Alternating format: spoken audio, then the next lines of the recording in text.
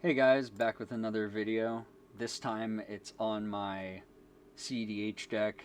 I say CEDH with a little bit of a grain of salt. I still play to my style, so there is still some cards in here that you're going to see that probably aren't in the typical Nixilis deck, and that's fine. I still have combos in it. I still have some gross things in it, and a lot of reason to watch this video. So it's Nixilis, take one down, pass it around, just a joke off the song. Because eventually you're going to put a +1 counter and pass it around, +1 counter, and you can create some loops and different things like that. As my little description says, Nixilis value, threat into a win is a value, a threat, and a win con in the command zone. Get out, start pinging people, and watch the chaos around you. So I have a premiere on the deck. If you click on the link in the description, you'll be able to come here and read the premiere and kind of get my written description of how I feel about the deck and stuff like that. But Nixilis Captivative Kingpin is just a really interesting card. As soon as I saw it, I said, this is a deck that I need to build. It's right up my alley. So he's a demon 4/3 flying creature with trample, which is very, very nice. And whenever one or more opponents each lose exactly one life, you put a +1 counter on Nixilis, exile the top card of your library, and then until your next end step, you may play that card. So just playing anything that causes an opponent to lose one life is really nice in this deck. Nixilis very, very quickly gets out of hand. There are times where I just get Nixilis out fast and people are playing fetch lands. I get some pingers out and it gets out of hand. It gets hard to follow sometimes even. I mean, you could have 20, 30 triggers on Nixilis and easily just start hitting people for commander damage if you want. Or you could start doing some wacky shenanigans like I'll explain down here. So this isn't a perfect list. This is just the current list I have. If you're an Nixilis player, if you look on EDH Rec or something like that, I'm sure you're going to see different cards that I maybe haven't seen yet. These are the cards I currently play in the deck, and I'll explain why. So Blood Artist, 1 colorless, 1 black. It's a vampire, 0/1. Whenever it or another creature dies, target opponent loses 1 life, you gain 1 life. So every time a creature dies, you're going to be able to ping a person, put a +1 counter on Nixilis, and exile a card from the top of your library, and gain 1 life. So this is a very, very good card for the deck. It's also very nice in my meta because I play against a couple players who create infinite loops of sacking creatures. If I have Blood Artists out, it makes sure that they can't do that without me being able to benefit out of that way more than they're going to. Bloodseeker, 1 colorless, 1 black. It's a 1/1 vampire shaman. Whenever a creature enters the battlefield under an opponent's control, you may have that player lose 1 life. So every time any person creates a creature at all, you can make them lose life, put a +1 counter on Nixilis, and exile the top card of your library. Again, it's also very nice if people try to go infinite, then this kind of stops them from being able to do that as well in certain situations. Or maybe if they're going to create 20 creatures and try to do something, now they have to lose 20 life and you get 20 counters and exile 20 cards. Yeah, it can create some issues. Dothi Voidwalker, 2 black, Dothi Rogue, 3/2 with Shadow. If a card would be put into an opponent's graveyard, it gets a void counter on it and it's exiled instead, and then later you can tap, sacrifice Dothi, cast that card for free. Just a very nice card in general. Same with Dockside, 1 colorless, 1 red, Goblin Pirate, 1/2, creates X treasures where X is the number of artifacts and enchantments your opponents control. Goldspan Dragon, 3 colorless, 2 red. It's a creature dragon, 4/4, flying and haste. Whenever it attacks or becomes the target of a spell, you create a treasure, and then treasure is tapped for 2 instead of 1, which is very nice. Very big card in this deck, or very big cards in this deck are random cards, or at least cards that I consider pretty random, like Hedron Detonator, for instance. Whenever an artifact enters battlefield under your control, deal 1 damage to target opponent, sack 2 artifacts, exile top of your library. It's not the best card for this strategy, but an artifact entering the battlefield under your control, dealing 1 damage to target opponent, it adds up quick. We have a small treasure theme to this strategy, so this is a pretty good card. Imperial Recruiter, 2 colorless, 1 red. Human Advisor, 1/1. ETBs, search your library for a creature card with power 2 or less, reveal it and put it in your hand. A lot of these creatures are power 2 or less, and a lot of these are very value centric pieces, so it's very nice to be able to go get whichever one helps us out the most at the moment. Speaking of ones that can help us out at the moment, Kadis, Emberclaw Familiar, 1 colorless, 1 red. Elemental Wizard, whenever commander deals combat damage to an opponent, it deals that much to each other opponent. So being able to hit somebody for 20 some damage and then deal 20 to each of the other opponents sometimes is just enough to win the game. Mayhem Devil, 1 colorless, 1 black, 1 red. Whenever a player sacrifices a permanent, Mayhem Devil deals 1 damage to any target. Just a absolute beast of a card. Crazy the kind of value that you can get out of this card. I mean, even with the treasure sub-theme, you could sacrifice 5 treasures, deal 5 damage, put 5 plus encounters, exile the top 5. It's really gross. Mirkwood Bats is also really, really gross. 3 colorless, 1 black bat, 2/3 flyer, that whenever you create or sacrifice a token, each opponent loses 1 life. So every time you create a treasure, you're going to do that. And every time you cast or sack a treasure to create a mana, you're going to do it all. Very good. Nadir's Night Familiar does the same thing. Whenever a token you control leaves the battlefield, each opponent loses 1, you gain 1. Very nice. Opposition Agent, just one of the best mono black cards. 2 colorless, 1 black, flash, human rogue, 3/2. You control opponents while they search their libraries. And you get to take that card instead of them ever getting it. So if someone goes to Demonic Tutor, you flash this out, you get a Demonic Tutor instead of them. Orcish Bowmasters, one of the strongest cards out of this year, not just out of that set. But it's a 1/1, 1 black orc archer with flash. When it ETBs, you're going to deal damage to something in a mass 1, and whenever an opponent draws a card, you're going to do the same thing, as long as it's not the first one they drew in their turn. So the big thing with this is normally people play this with something like if someone casts a Brainstorm, then you hit somebody for 1, a mass 1, and then you're going to hit something for 3, and then a mass 1. And it is 1 damage to any target, so you can start using it to wipe out creatures that are weenies that are problematic. You can start hitting people in the face. It's just a really good card in general. Pain Distributor, 2 colorless, 1 red, 2/3 Devil Citizen with Menace. Whenever a player casts their first spell each turn, they create a treasure token. So you're kind of helping out the table by getting them treasures, but whenever an artifact an opponent controls is put into the graveyard from the battlefield, Pain Distributor deals 1 damage to that player. So they're getting treasures out of it, and when they do anything with their artifacts anyway, you're going to be getting this trigger. And if they're already sacking those treasures, you're going to get them. It's a really, really good card. Professional Facebreaker, 2 colorless, 1 red, 2/3 human warrior menace. Whenever one or more creatures you control deal combat damage to a player, create a treasure. You can sack a treasure to exile the top card of your library. You're mostly using it for the treasure, but we're going to hit on my favorite card in this deck now. If you ask anybody that knows me or has seen me play this deck, or just in general how my strategy is, I love Prosper Tomebound. 2 colorless, 1 black, 1 red, 1/4 with Death Touch, Tiefling Warlock. It has Mystic Arceum and Pack Boom. The first one is at the beginning of your end step, exile top card until the end of your next turn. You may play that card, which is very nice because it fits with some of the strategy. But oh man, the bottom part, whenever you play a card from exile, create a treasure token. If you're able, and I usually do, win this game this way, I usually tutor for Prosper, play Prosper, and then I'm in a situation where I have too much value.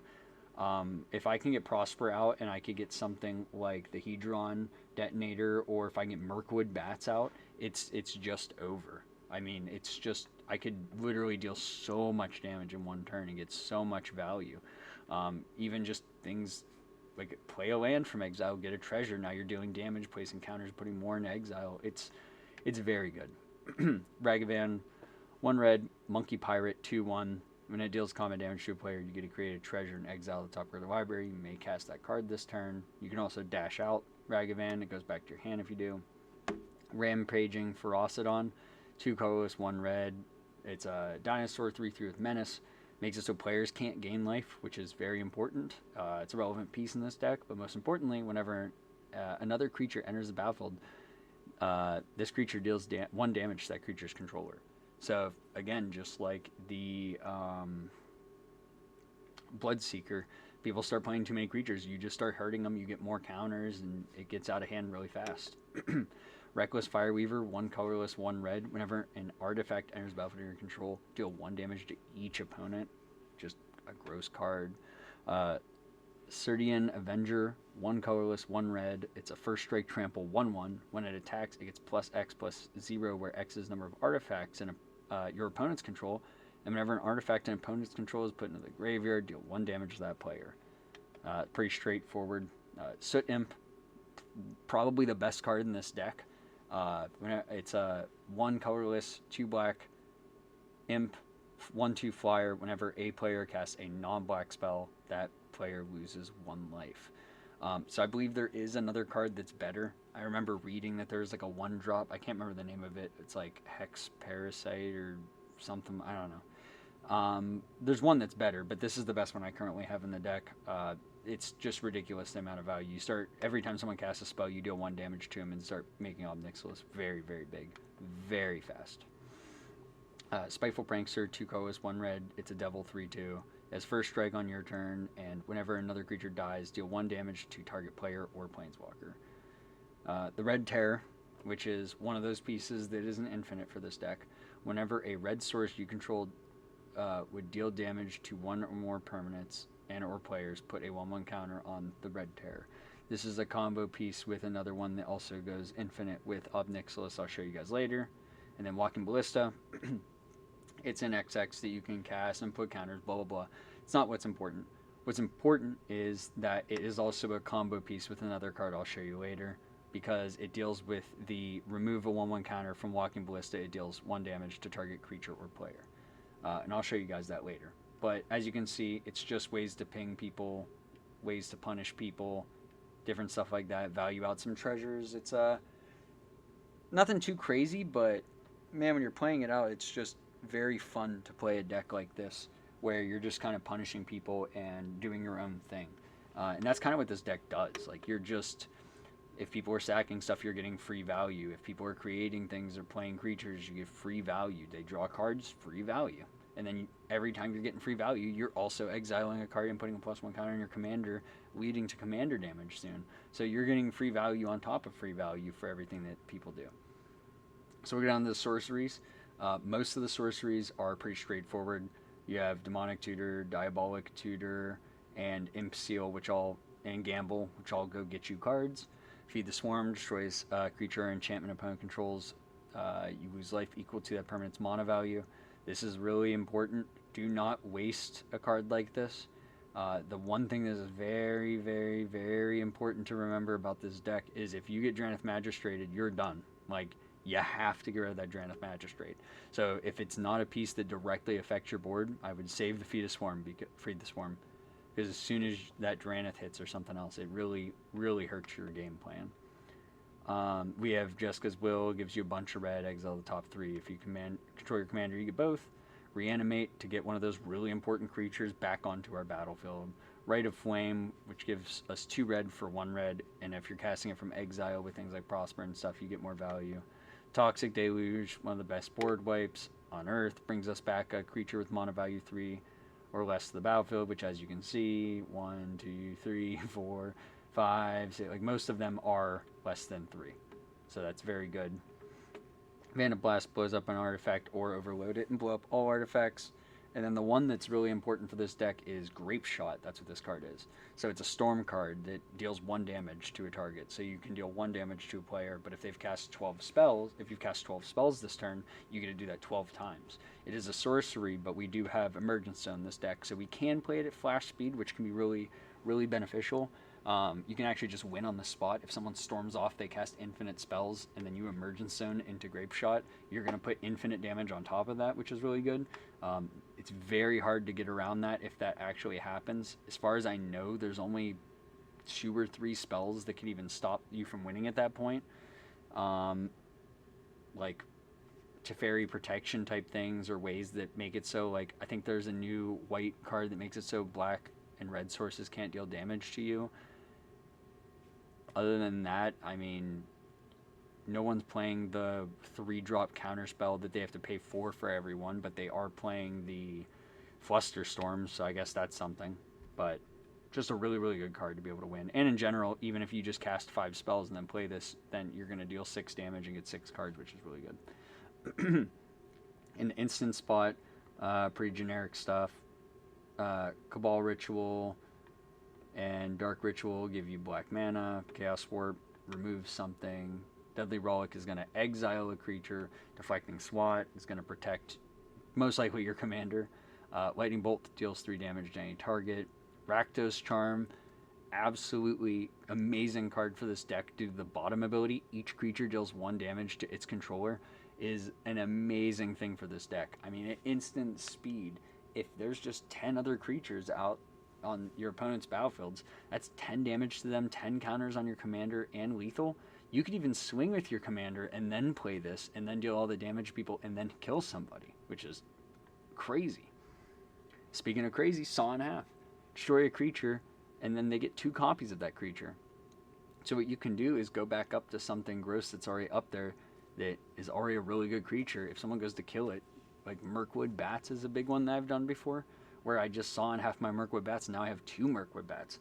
And then that kill spell fizzled, and I doubled up on my value. Really, really good. Seething Song, 3 for 5. Debauched Trickery, counter a spell, they mill, and then they reveal until they hit another card. Vampiric Tutor, search your library for a card, put it on top after you shuffle. Wild Magic Surge, blow something up, they get to reveal something until they hit something that shares a permanent type, put it on the battlefield. And then you find some prisoners, it blows up an artifact, or it can steal one of the top 3 of an opponent's library, which is helpful. It's kind of a fun card, too. I just like the card in general. Artifacts. There's a couple we're going to need to talk in here, but most of them are ramp. Soul Ring, Talisman of Indulgence, Monocrypt, Monovolt, Arcane Signet, Chrome Mox, Mind Stone, Felwar Stone, Jeweled Lotus, Lotus Petal, Rakdos Signet, and Mox Amber. So most of them, actually 12 of them it looks like, are just straight mana. Something like Jeweled Lotus in a swamp gets you a turn 1 Ob Nixilis, which is gross. And a lot of these other ones are really nice just in general to throw out, and if you have Prosper out, I mean, throwing a Mana Vault out, basically you pay 1 to get a treasure. So you're playing a free Mana Vault. There's a lot of good value with those. But the 2 I want to talk about are Mirage Mirror and Agatha's Soul Cauldron. So Mirage Mirror is pay 2, becomes a copy of target artifact, creature, enchantment, or land until the end of turn. So a big thing with this is this can be a piece that can be used and abused in many, many, many, many, many, many different ways in this deck. We have a bunch of those creatures and different things and enchantments and that are going to hurt opponents or stop them from being able to do anything. In some points, it's going to make it so they literally can't even play the game. They might try to go infinite, so they kill your creature that makes it so they lose a life every time a creature enters. Well, now you can pay 2 and make Mirage Mirror in response a copy of that creature to keep it so that they're still stacked. If you're just playing some of the things that already are up here that are helpful creature-wise, any of these are nice. To have another Mirkwood Bats out is really, really good. Someone goes, you can, if they go to draw out or they go to draw some amount of cards, they might plan on that. You can just make it a copy of Bowmasters to deal more damage. There's a lot of good things that you can create copies of in this deck that this is very versatile with. But the most important is probably Agatha's Soul Cauldron, because if you make this a copy of Agatha's Soul Cauldron, if someone goes to blow it up, you can still win and go infinite with it. So this is essentially, you can exile a card from a graveyard, and when you do, you put a +1 counter on a creature, and then that creature has all abilities of the creature that's exiled, and creatures with +1 counters can activate those abilities. What that means is that if Ob Nixilis has, let's just say on average it has a few counters, so we'll say 5 counters on it, I can pay 0 for Walking Ballista, which is going to make it enter with 0 counters. It'll immediately die. I can then, whenever I would like, at any time, so instant speed, if someone goes to remove it or does anything, I can use this to exile Walking Ballista from my graveyard to put a +1 counter onto Ob Nixilis. Now Ob Nixilis has the ability of Walking Ballista. So now Ob Nixilis can remove a +1 counter from him and deal 1 damage to an opponent, which is then going to trigger Ob Nixilis, exile a card from the top of my library, and put a counter onto Ob Nixilis, which means that I'll remove that same counter infinitely and deal infinite damage to everything. So it's very, very nice to have, and the Red Terror kind of does it too. Whenever a red source you control would deal damage to a permanent or a player, put a 1/1 counter on the Red Terror. So if it has this ability, you remove that 1/1 counter, and then you're going to deal that damage to somebody. and then you're going to do it again and again and again and again and again infinitely. So that's kind of the main crux of this deck is usually you value people out, but if you get to a point like this, which eventually you can, then you win, you know? And it's hard to be able to interact with stuff like that because it's instant speed. There's a lot of things that they have to do. It's part of the activation, isn't it? No, it's not part of the activation. So people can remove it in response, but it's a very, very, very good card and a very nice combo just to have in general. I mean, you just play Walking Ballista for 0, pay this. If they don't have interaction, you win. And then, of course, 4 big enchantments out here. Agent of Ire Throne, 2 colorless, 1 black. Whenever an artifact or creature you control would be put in the graveyard, deal 1 damage each opponent. Mana Barbs, one of the most disgusting cards for this deck. 3 colorless, 1 red. Each time any land is tapped for mana, deal 1 damage to that land's controller. It is universal, so it hurts you, but who cares? If everybody has 5 lands, you're going to get 15 counters on your commander if they tap all their lands, and then you're going to exile the top 15 cards of your library. Pretty good. And Roiling Vortex, an amazing card for this deck too. 1 colorless, 1 red. At the beginning of each player's upkeep, deal 1 damage to them. So you're just going to get value out of it and start exiling cards and doing the things you want to. It's middle ability.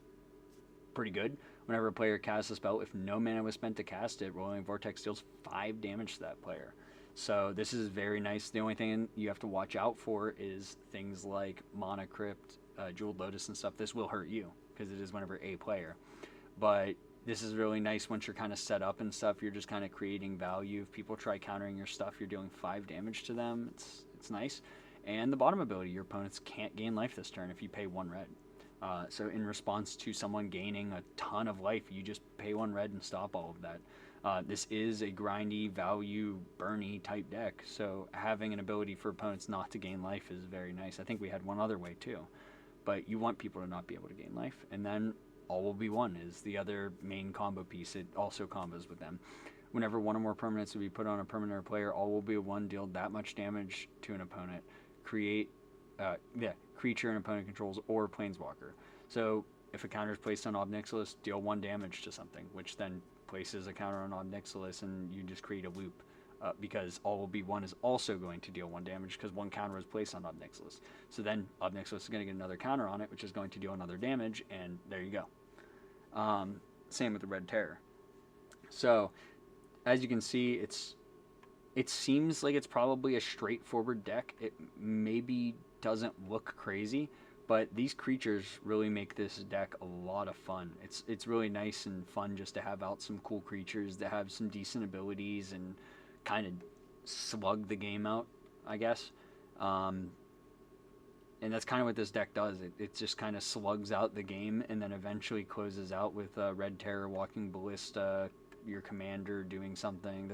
There's a lot of different ways, and I think it's something that I realized I enjoy decks that have a straightforward idea but also backup win cons. So the straightforward idea is commander damage. The backup win con is creating an infinite with these guys, or just valuing out everybody. It's a really fun deck. I was a little surprised by how much I actually enjoyed it because I had a Cormela deck that was my CEDH deck and I actually made this my main deck. So if we play our high-powered decks, this is what I bring out. Real quick, I will hit on the land base. Most of these cards are pretty straightforward, so I won't hit on all of them. I'll just hit on the 2 that I guess do anything with the deck. Urza Saga, which allows you to go get an artifact once it reaches its 3rd trigger, which it has to hit one of these 1 or lesses, so unfortunately it can't hit Mirage Mirror or Cauldron, but it does just get you any of these free spells. I mean, even just spending a couple turns to set up and then going and getting Jeweled Lotus is 1 mana for your commander. It's pretty nice. And then, of course, Emergence Zone, like I talked about, being able to do some stuff at flash speed can really win you the game. Knowing that you have the ability to flash out that thing that stops a person from going infinite means that you can, maybe if they're going to create infinite creatures, flash out that Spiteful Prankster that's going to stop them from winning and kill them.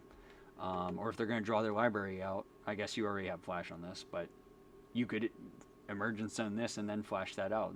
There's some options and some goofiness that can be taken advantage of there.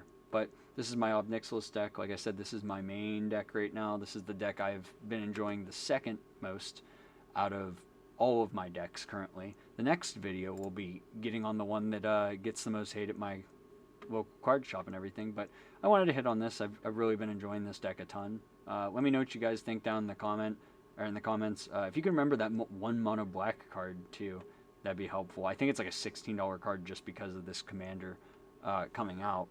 But yeah, just let me know what you guys think. If you guys play Nixilis, I'd like to see your deck list or just kind of your opinions about the deck. But I appreciate it. I appreciate you guys making it to the end of the video if you did, and I'll see you guys on the next one.